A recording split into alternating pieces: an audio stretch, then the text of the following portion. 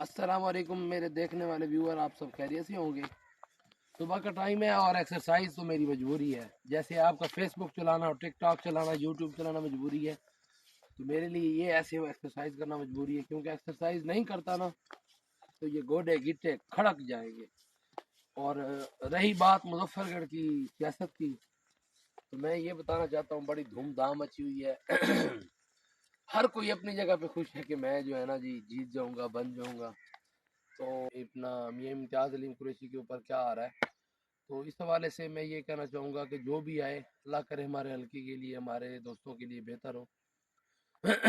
اور ہماری جو قریشی فیملی کی جو خدمات ہیں آپ پچھلے 15 سالوں میں دیکھ لیں، یہ سیاست جو ہے یہ صرف خدمت کی سیاست ہے، عبادت سمجھ کے کرتے ہیں، کوئی دکھاوا نہیں ہے، کوئی دیکھا دیکھی نہیں ہے، کبھی کرپشن نہیں کی، کبھی لوٹ مارا نہیں ہے، کبھی کوئی ایسا کام ہی نہیں کیا جس میں کوئی ہمیں بلیم کرے۔